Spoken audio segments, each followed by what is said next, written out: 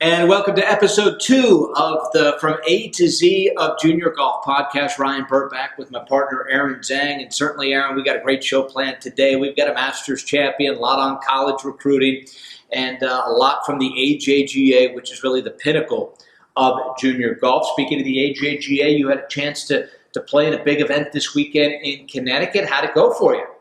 My full swing is probably the best it's ever been. I struck the ball extremely well. I missed only 2 fairways the entire tournament. But once again, my short game it wasn't there this week.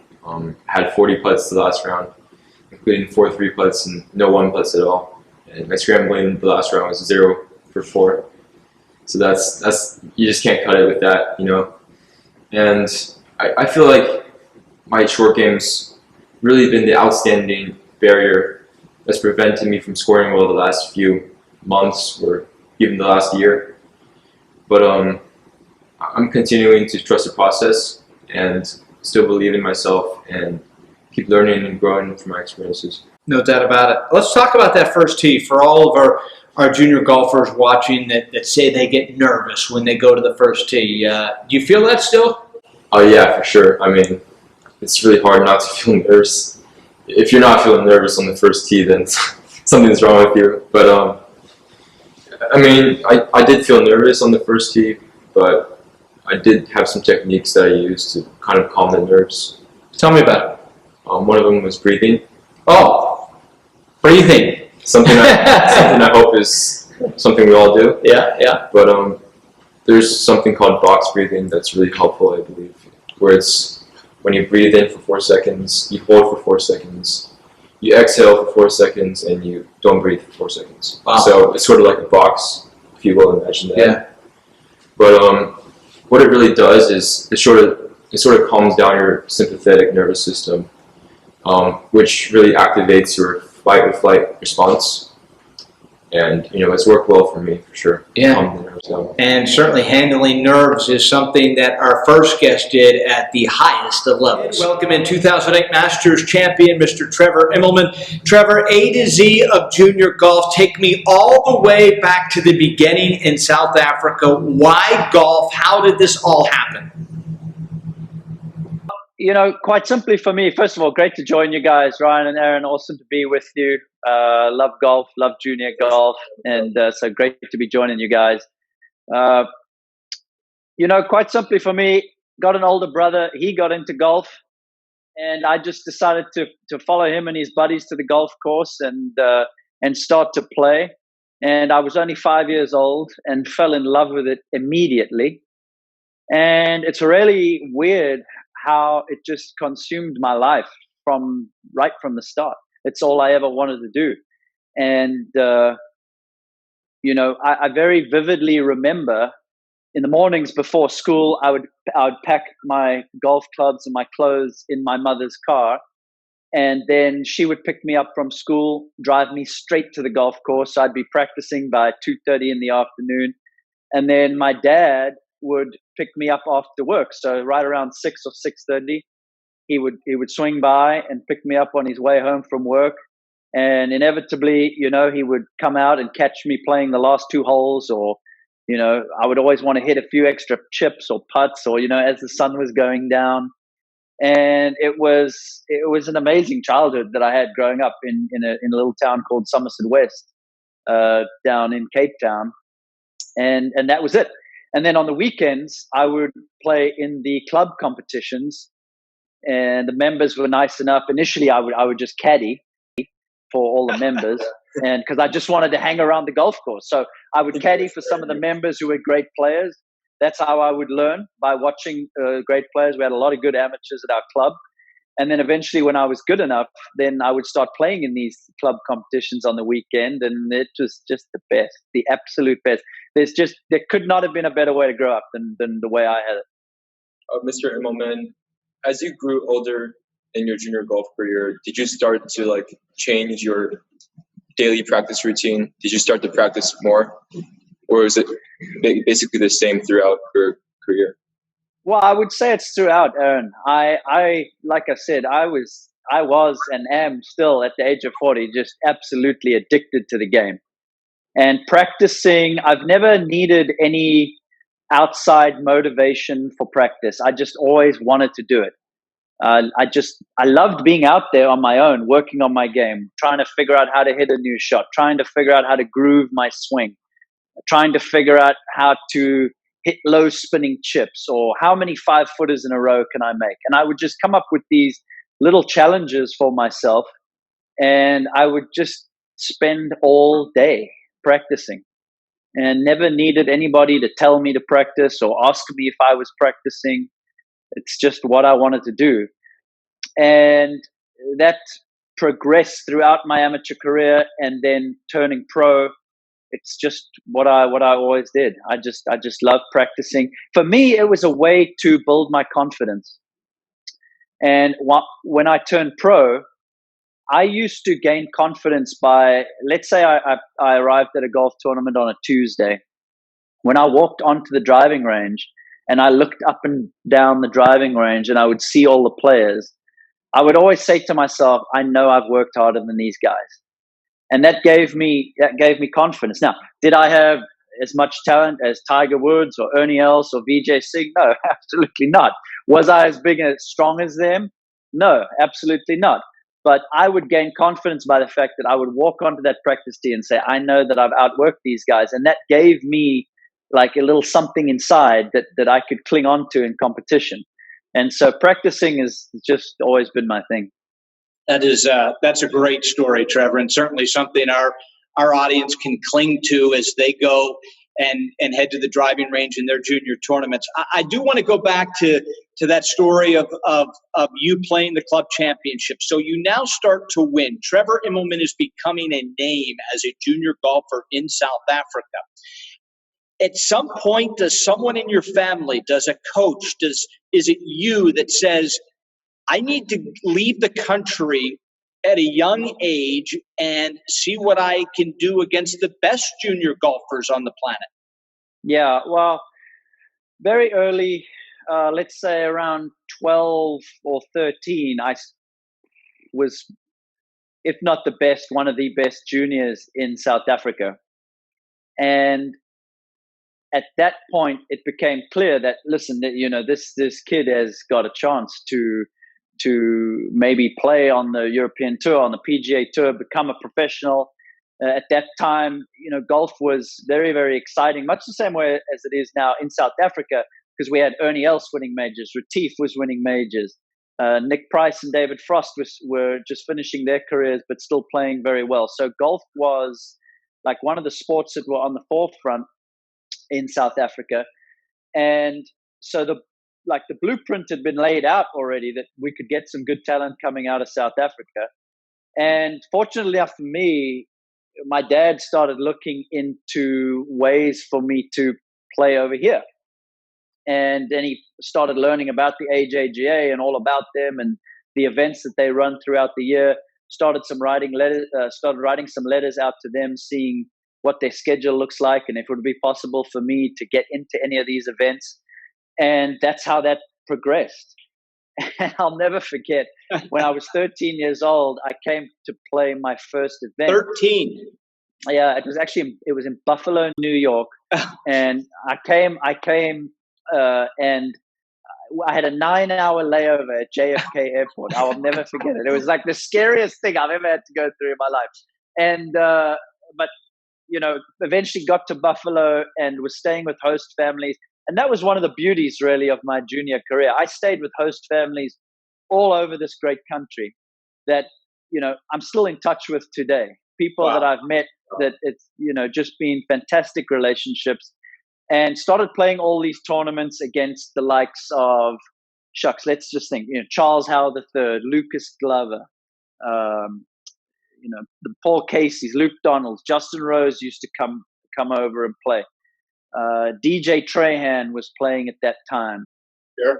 All sorts of guys that, names that I can just list off. And those were like the guys that I grew up playing with. So slowly but surely started playing AJGA events, and then started winning a few of those, and played the Junior World out in San Diego. Let me just think, under 15 division, I lost in a playoff in San Diego. and then we actually, I'll never forget, we actually, back then, I don't know if it's the same now, the top 7 from the Junior World, and then the top 5 Japanese players went to go play a tournament in Japan. And it was like the World Junior Golf, whatever it is, but it was like the 12 best players in the world.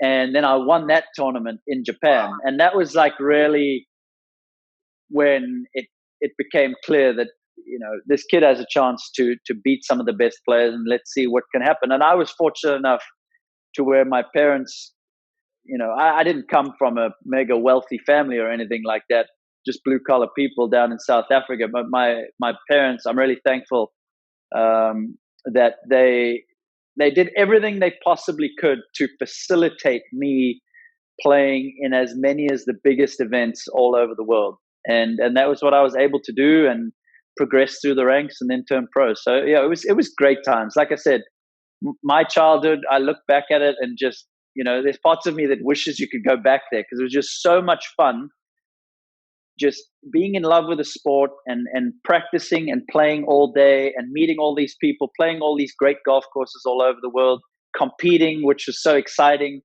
It's just the absolute best.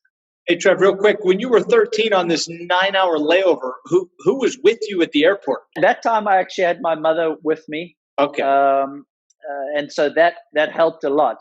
But that was really the only time that she was able to come with me. After that, once I had learned the ropes, so to speak, I made all the trips pretty much all over the world on my own. So I had to grow up real quick, man. There's no doubt about it, and figure out how to travel and what to do. And, the other thing, Ryan, when you think back to those times, is there's no such thing as cell phones or internet and stuff like that. Like literally, I would land in another country and I would go to a call box and call my host family and be like, I'm going to get there in 3 hours. I'm just on a layover. Are we still good? Can you pick me up? Unbelievable. I had no cash. Traveler's checks was all I had. I had a credit card as a 13-year-old that was linked to my dad's credit card, just in case I was in trouble. And he used to send me over here with traveler's checks. It's crazy times, but so much fun for a young kid to just be, following his dreams. Yeah, when you travel to all these junior golf tournaments, as by yourself, was it difficult to establish this independence? Were you naturally independent and, extremely mature at your age?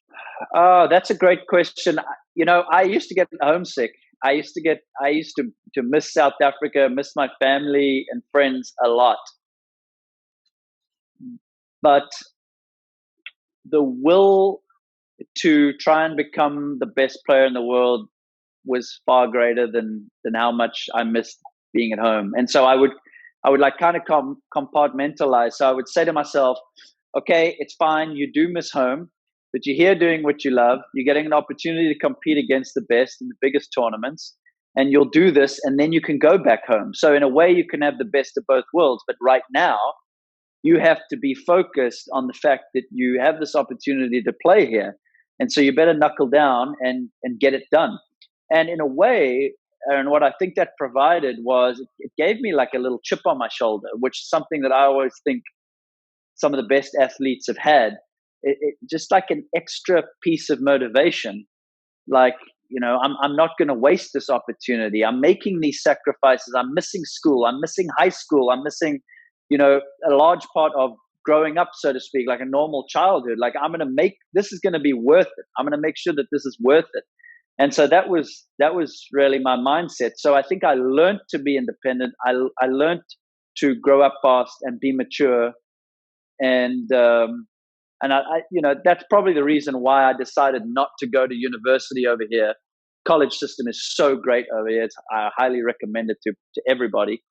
But for me, I think, I kind of did that growing up phase between 13 and 18, traveling all over the world on my own. And so other than the education, by the time I got to 18, physically and mentally, I was pretty much ready to turn pro. That's wise advice, and we'll get you out of here in a second. Just a couple more things that come off of, to my mind, at the top of the show today. Aaron talked about some different ways he's handling himself now on big AJGA events when he's nervous. How about you, Trevor, for all of our juniors out there, when undoubtedly they are going to get nervous on the first tee, especially if they're moving up and playing in a big event in their life, whether it's in high school or whether it's on the AJGA or even beyond. Is there something you can relay to them that you figured out real early about nerves? Yeah, it's normal. It's absolutely normal. And everybody's feeling it. I've spoken to Tiger Woods about it. He speaks openly about the fact that he is so nervous when he's on the first tee. And this is, arguably the greatest player that's ever lived. And so I think the sooner that every golfer can realize how normal it is for you to feel some kind of nerves, some kind of anxiety, some kind of excitement, whatever label you want to give it, it's totally, totally normal. And it doesn't mean you're not going to play well. It doesn't mean you're not prepared. It doesn't mean you're not ready. It just means that, you're a little uneasy at that time. And that feeling and that emotion is going to pass. Just keep doing what you know how to do. You've put all the work in, hit the shots that you know you can hit. Don't take any unnecessary risks. Play your game, play to your strengths. And before you know it, you're going to be 1 under after 4, whatever it is, even after 5. Or you may even get off to a tough start and be 2 over after 4. Who knows? But those feelings will subside and something else will come, and you can then roll with it from there. But it's absolutely normal. I would almost say find a way to enjoy it. Find a way to enjoy that experience. It means you're alive. It means you're here. It means this is important to you. That this is where you want to be right now. You just find a way to enjoy it. It's all part of the process, and here's the main thing. It's never going to go away. It doesn't matter how old you are or how good you get at golf. We've just said Tiger Woods feels the same stuff. So it's never going to go away. So my advice would be to just not fight it. Don't fight it. Just roll with it and keep doing your thing. Yeah, it's really important to play within yourself and not influence your game plan with emotion. Absolutely right. Techniques that you use to sort of calm yourself down on the golf course when you're feeling it? Well, I think, like I said, the realization that you can just roll with it is one, and I think that's huge. I absolutely focused on my breathing at times, particularly in between shots. I would, as I was walking, try and get myself into a very, very relaxed state. And I would do enough of that to where that would bleed over into my pre-shot routine as I was getting ready and approaching the ball. So at times I did that for sure. But other than that, like I said, for me, what's the best way for me to say this? Real genius is more about stripping away, adding to.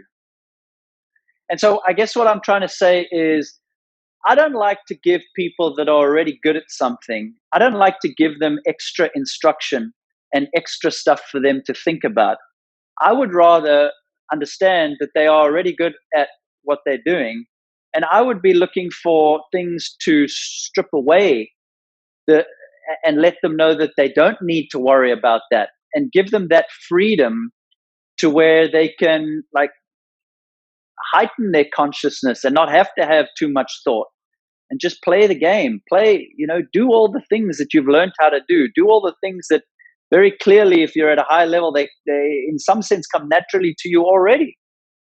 And so yeah, I have a little bit of a different take on some of that. I would much rather be looking for things to get rid of rather than add to. Last couple things for those watching on our YouTube channel. There seems to be something over your left shoulder, Trevor, up in the corner of that bookcase. What is that thing? Yeah, man, that's the Masters trophy right there. But I gotta say, see the little rhino right next to it. Oh, is that for me? Yeah. No, this is actually the first pro tournament that I won right here. Wow. I didn't know that was there until now. This is the Kenyan Open. Yeah, there you go. Yeah, pretty cool. Yeah. So this was my first pro win on the Challenge Tour. That's the European Tour's like secondary tour, or you know what I thought that was, Trevor? I thought that was a Buffalo, that from that event you won in Buffalo. So we've come full circle. Anything else? I mean, we could talk to him all day, Aaron. His level of storytelling and just knowledge to the junior game, it's incredible. Do you have anything else for Trevor? One last thing, Trevor. When you were at the top of the junior golf rankings, how did you really push yourself, to a higher level, all the way to the PGA Tour, instead of, staying complacent and happy with where you were? Yeah, no, I totally do. For me, and everybody's a little different, and for me, I've always been like a perfectionist in everything that I do. Spent a lot of time with Ryan. He'll be able to tell you that. He understands my personality, and so the motivation aspect, it kind of leads back to what I said earlier. Nobody ever had to ask me. My parents never had to say, "Well, did you practice today? Are you going to practice today? Maybe you should go practice." They never had to do that. Like, I would always say to them, I would go to them and say, "Okay, this is what I'm doing this week. I'm going to practice these days for this amount of time. Can you get me to the course? Can you pick me up? I want to play this tournament." And so, I was always proactive because it was something that was very important to me, number one. And number two, maybe even greater than that, it was something that I loved to do and wanted to do. So that motivation just always came naturally to me. Now, some aren't like that. Some people don't need to practice that much. Some people like to just go out there and play. So it's very important to be authentic and understand what makes you tick and what gets the most out of your game. And a lot of times, that knowledge, that it just comes through experience. It comes through trying different things and seeing how you get on, seeing how you react.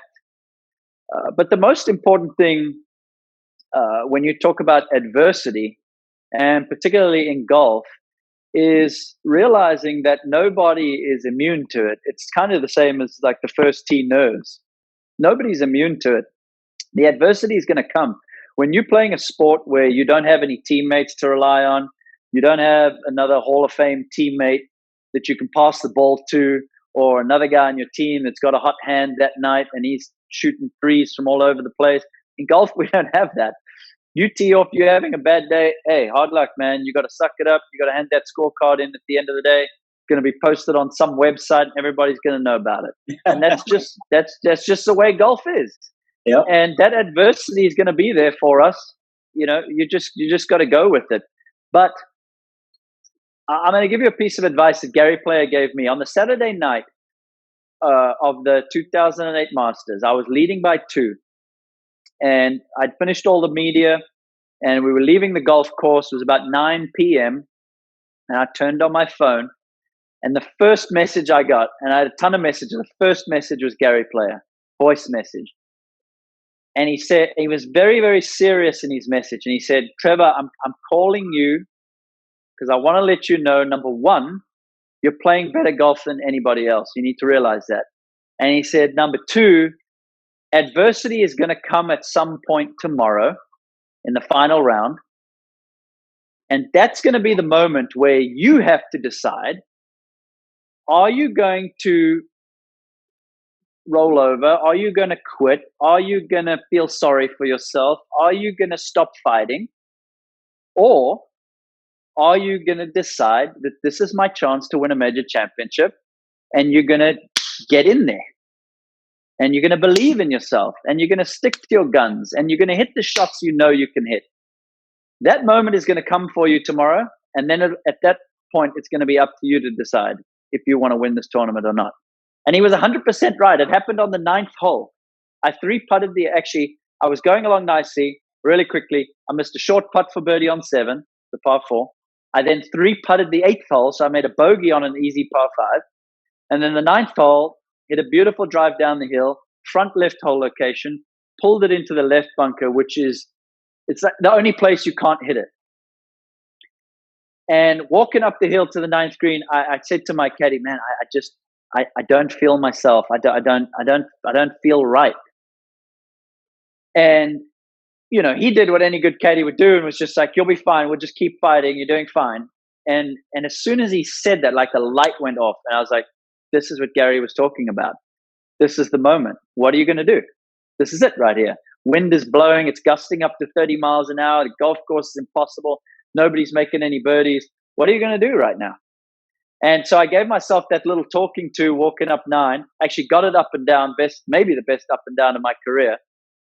And then, took that mindset into the back 9 and ended up winning the tournament. So, I think so much about golf is playing little games with yourself. And at times playing mental games with yourself to just try and keep your perspective right. Try and keep yourself in the game because you just never know how it's going to end up.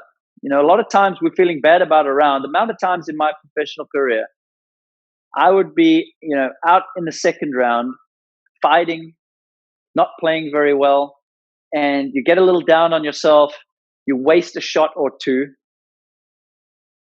and then at the end of the Friday, you miss the cut by 1 shot, and you're like, oh my goodness, I could have made this cut so easily. And then you never know what happens on the weekend.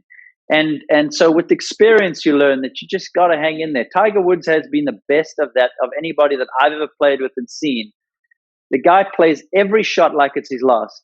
And, a lot of times it doesn't go his way, but he walks off at the golf course knowing that was the best shot score that he could shoot that day because he just keeps on grinding. It's an amazing attribute to try and copy. Well, amazing is the appropriate word, Trevor. That is what this time has been with you on this podcast, the storytelling from your start in South Africa all the way to a Masters champion. I consider you a great friend in this world, and you blew it out of the water tonight. Thanks for joining us on the podcast, Aaron. We got a lot to talk to about this guy, but that was special. Thanks, guys. I appreciate it. Awesome to join you. Just an incredible interview from 2008 Masters champion Trevor Immelman to think about everything he has been through, Aaron, starting in South Africa as a 5-year-old, traveling the world as a 13-year-old, ultimately winning the Masters. Lot to unpack there. Yeah, for sure. What stood out? Trevor is just an amazing person with an incredible golf journey. And, one thing that really stood out to me is how he emphasized the importance of breathing, which is something that's, I think, underappreciated for sure. Because golfers all have nerves, junior golfers, and I like the fact that I could relate to him in that he talked about how nervous he was in certain events. And, you really can't fight the nerves, but you have to just ride the wave with the nerves and just kind of embrace the nerves. Another thing that I'm curious for your take on. So he's leading the Masters Saturday night. He's 18 holes away from winning the Masters. And Gary Player sends him the voicemail that says, trouble will come tomorrow. Adversity will come tomorrow, and it's how you handle that will determine ultimately what happens on Sunday. Almost no one goes bogey-free for the length of the tournament. Especially at Augusta. Right, but even anywhere, even in U.S. Kids or AJGA or the Nota Begay or wherever it is, adversity, there's a bogey happens. How do you handle it? Do you sometimes find yourself that you get down on yourself? Yeah, for sure. I think showing emotions is not a bad thing at all. You gotta show excitement and, anger. It's good to. My coach Holton, once used an analogy.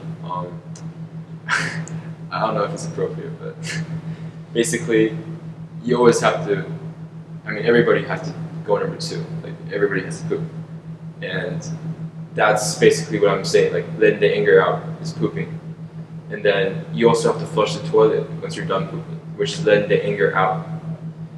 And you can't leave the poop sitting in the toilet for too long, which is the same as you can't leave the anger boiling in you for so long.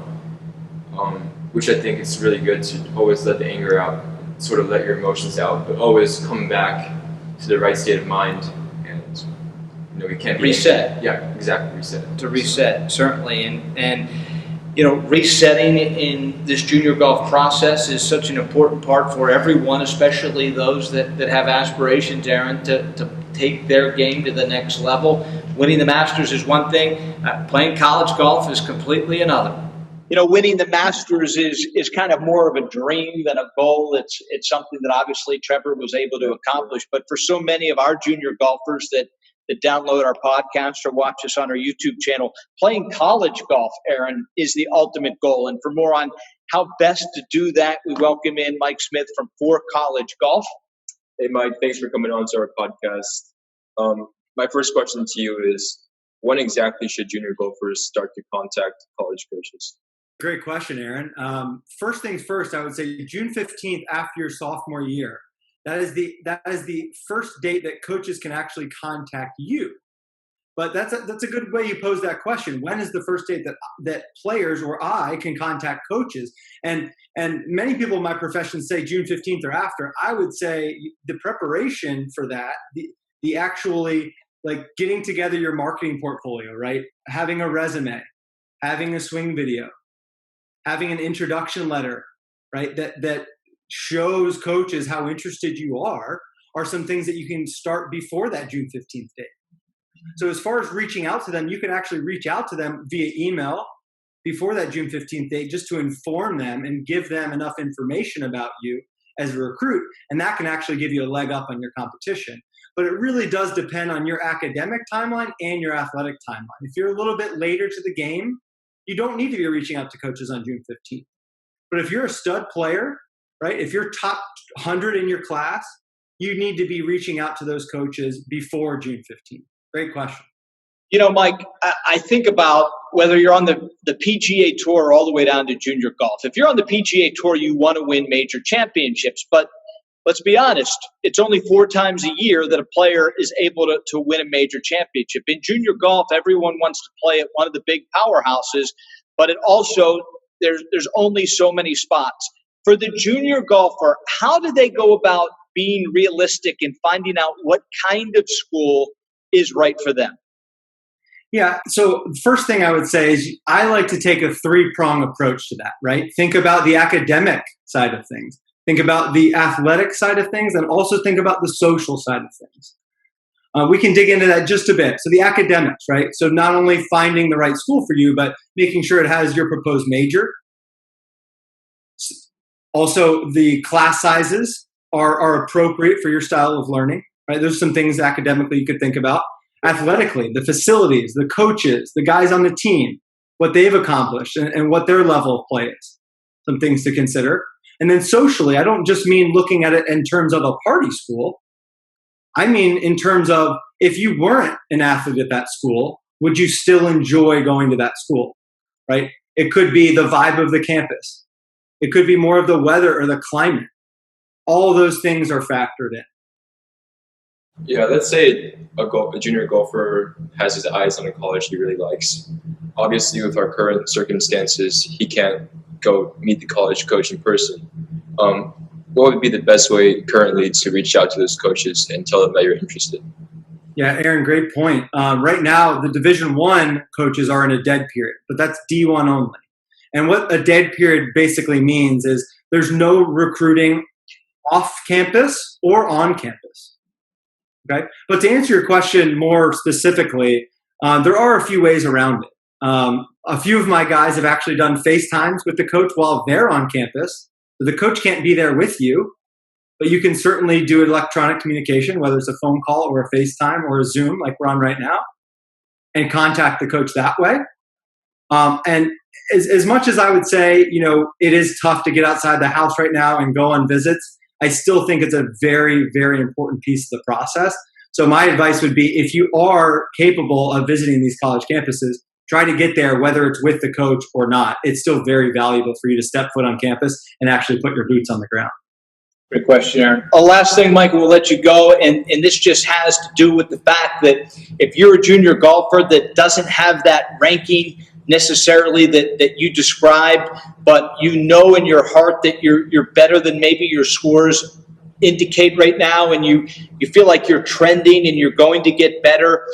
In that situation, do you hold out and continue to hold out, or do you recommend just trying to take what's available? I always say, now, in terms of a gap year, Ryan, I always say you need to be patiently proactive, right? So if you're looking ahead, now, you might think that's a bit of an oxymoron, right? Being patient and proactive at the same time. But that really is what's key in the recruiting process. We not only need to be proactive in the sense that we're constantly staying on top and structuring our emails and our phone calls, but we're being patient in the sense that realizing that these opportunities might not come knocking on our door tomorrow. We might have to wait for them for weeks, if not months. And then discussing and really realizing the idea of a gap year in this coronavirus that we're in and the situation that we're facing today. The 2021s, 22s, it's become a big, big problem because not only the extension of eligibility that was granted to the seniors, but also allowing the juniors, the sophomores, the freshmen to redshirt or also take that coronavirus year. So if you're a 2021 out there and you're thinking of redshirting, or if you're in college thinking about redshirting, or if you're a junior thinking about taking a gap year, it really just depends. I would say be honest. Speak with your team, speak to the people you trust around you, the people that have invested in you already, and make the most informed, well thought out decision that you possibly can. Mike, for all the junior golfers watching or listening, how can they get a hold of you if they think that's the right move? So my company is called Fore College Golf.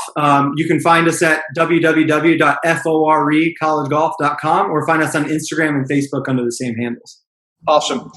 Great advice, Mike, all the way around. We appreciate it today, and certainly best of luck to you. Thank you. Thanks, Ryan. Thanks, Aaron, for having me. You guys are awesome. And the best way to impress college coaches is, of course, Aaron, with your play. And certainly we welcome in Jason Etzen, who is the Chief Operating Officer at the AJGA, which, Aaron, really is the pinnacle of junior golf.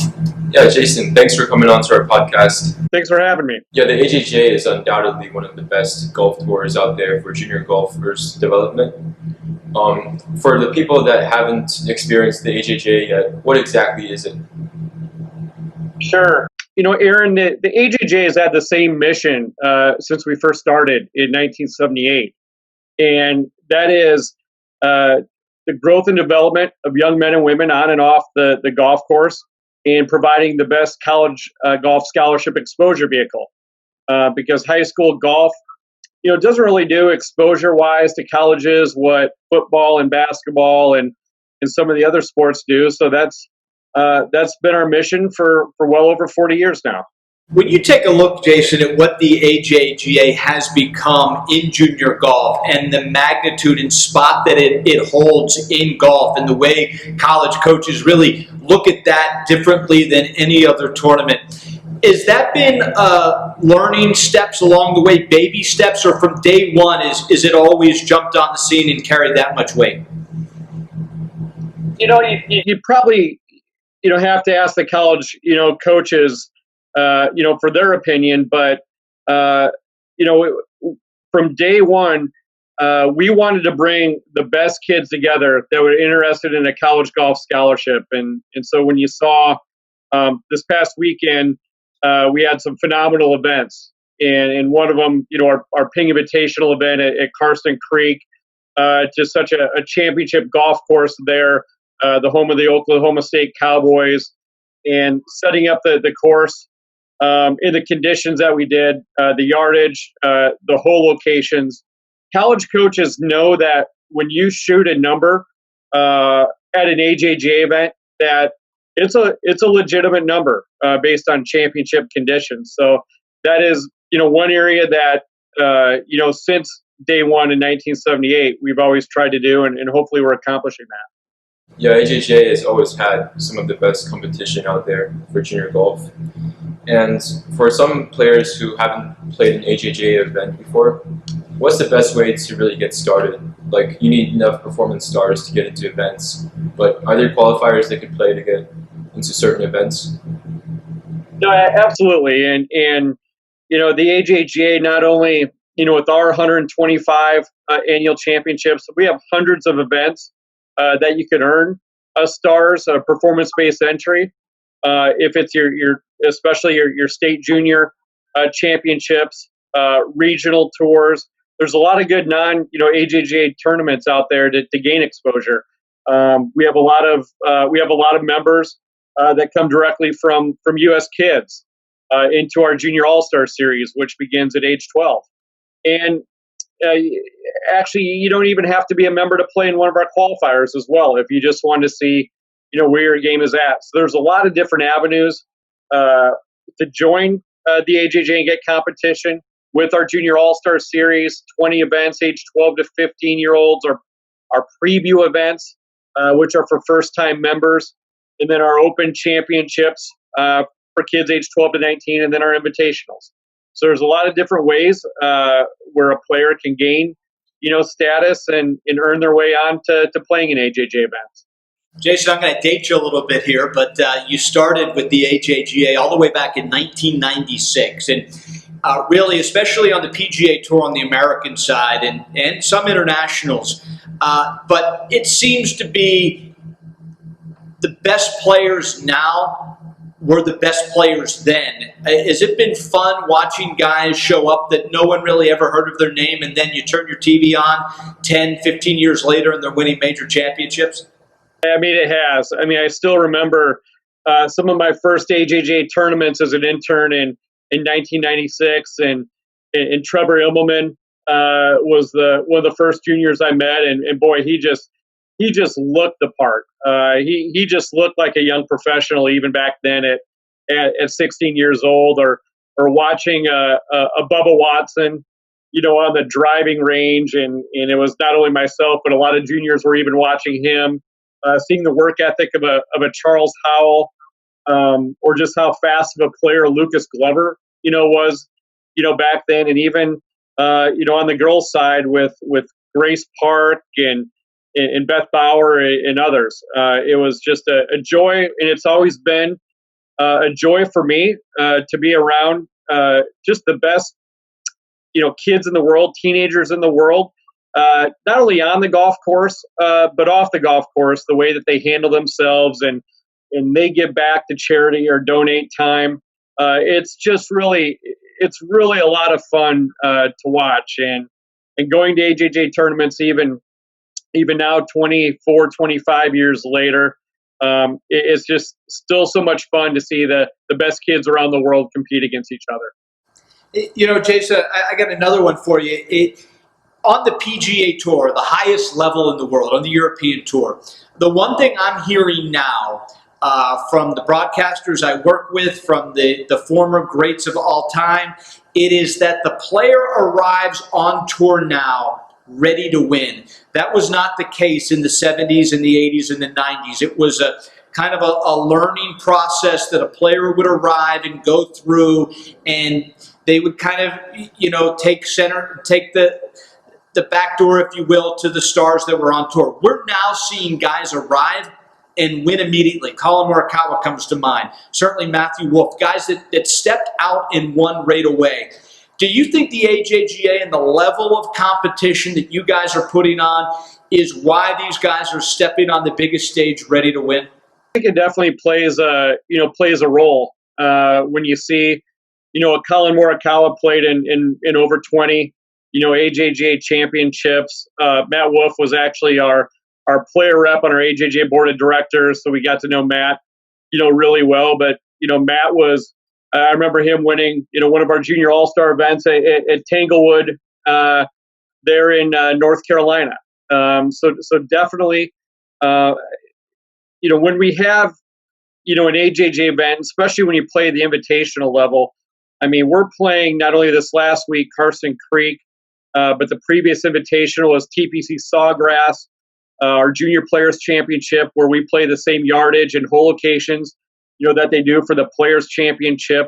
Our next invitationals are Rolex Tournament Champions at PGA National, again playing the same yardage and in hole locations on the championship course there. So I think when players are playing those type of venues against the best competitors in the world, and obviously go on to college and do the same at an elevated level of competition, and obviously amateur golf as well. They're ready when they get on PGA Tour, and maybe that you don't see a lot of that. Well, we have to be out here maybe a year or two and ease your way in there. Matt Wolf, Colin, they're if not winning, they're definitely competing for titles every week. Yeah, the AJGA is truly amazing, but as competitive and big as it is, it still stresses the importance of care for the course and each player carrying themselves, very respectfully. And how has the AJGA really stressed the importance of the maturity and overall person of a junior golfer? Good question, Aaron. Our code of conduct is really important to us. We learned a lot from the late Arnold Palmer about boys taking their hats off indoors. When it's on the golf course, we stress thanking volunteers. Before COVID, now we're doing this in a different way with video. But at the end of every round, we'd have competitors write a handwritten thank you note in the scoring tent, either to the tournament sponsor, our lead volunteer, our tournament chairperson, or the head professional, she or he at the country club. Hats on forwards, shirts tucked in. So that's something we stress and we're really proud of. So that's an integral part about being an AJGA member, is that growth and development, part, not only your golf score, but the way that you conduct yourself. And Aaron, we're doing, as you know, we have a really neat program out there called Leadership Links as well, where we have so many members that are either donating their time, raising money for charities of their choice. We'll help even build websites. We have a lot of kids coming together and having State Cup Series events, which is a Ryder Cup style competition, raising money for a cause locally. A lot of kids doing a lot of great things there. So I think that's definitely an important part, of the AJGA, and one that we spend a lot of time on. Yeah, and it shows what the AJGA has done for the community really stands out for sure. Last thing I'll leave you with for our junior golfers watching and listening, and Jason, that is our audience. It is to try to help the junior golfer navigate through what is a wild world of junior golf. It certainly is, in our mind, the best sport out there. It teaches you so much about life, but it also can be intimidating. Give us a story, if you will, about someone that didn't have all the fanfare of a Tiger Woods or a Jordan Spieth or Justin Thomas or even a Bryson DeChambeau. Someone that maybe didn't have all the AJGA stars behind him. I actually remember, Ryan, that's a great question. I remember I believe it was my second tournament of my intern summer. We were at Mission Hills, which is, we just actually had our Sayri Pak event there, and we have our ANA Junior Inspiration there as well. Just an unbelievable venue. And I remember that year, our qualifier, and I want to say it was such a competitive, qualifier. It may have even par, maybe one over, ended up getting in. But I remember from that qualifier, there was 6 players that from that initial qualifier start ended up being all Rolex All-Americans, Wow. At the end of the year. So that just shows you and why, we'll have roughly 70 qualifiers per year, because you never know once given an opportunity who's going to come in and do well. It could be, obviously we talked about a lot of names that a lot of folks, know out there. But I still remember a few years ago, I was actually telling this to Jeff Champ the other day, Cameron's dad, and I was there at Cameron's first AJGA event. Nobody knew, who he was, and all of a sudden, here's this boy from California comes in playing it was in Hunter Mahan's tournament in Texas, and just extremely long and just out driving everybody by 30 to 40 yards even back then, and he ended up losing, in a playoff, but obviously went on, to get a scholarship at Texas A&M and do great things. But he was one that you remember, you watched especially after his first round, and I was there the entire tournament, that you just then watched on the range and you went, wow, who is this kid? And you just knew he had, something, there. So there's been so many stories of players throughout the years, but that's just a couple that come to mind. That's a great story. I was able to talk to Cameron this week. He's going to be a guest on an upcoming episode of From A to Z of Junior Golf. And certainly, Jason, it's been wonderful having you today and helping us and our viewers know a little bit more about the AJGA and how they can make it part of their junior golf life and career to help them get to the next level. So we certainly, Aaron and I both appreciate your time today. Thank you for having me. I appreciate it. That was a lot of fun. Thank you.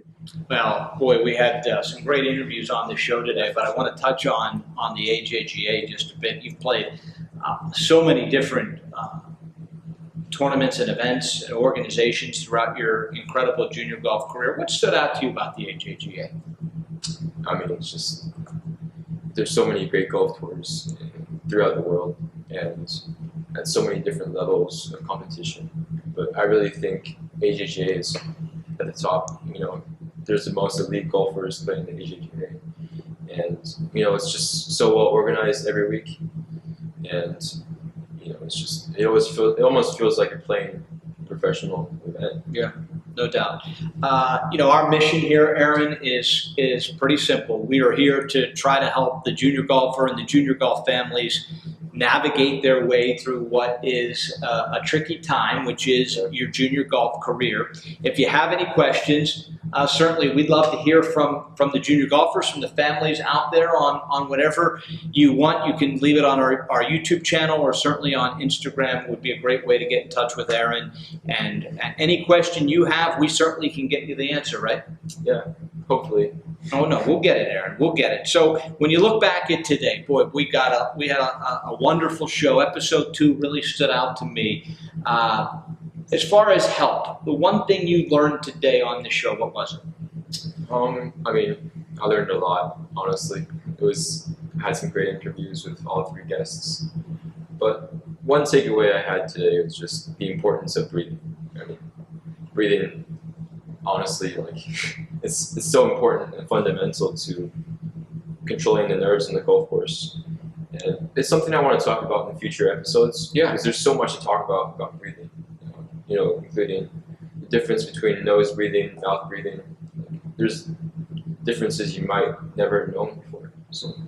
Well, there's no doubt that that's the beauty of this podcast is we will have the time and availability to tackle all these issues that you, the junior golfer, are experiencing today. I think we did a pretty good job with nerves and to realize that everyone has them, from Tiger Woods all the way to you. So embrace those nerves. Know that you're no different. It's not something you want to try to be afraid of or be worried that you have them and someone else doesn't, because it sounds like everyone has them, especially on that first tee.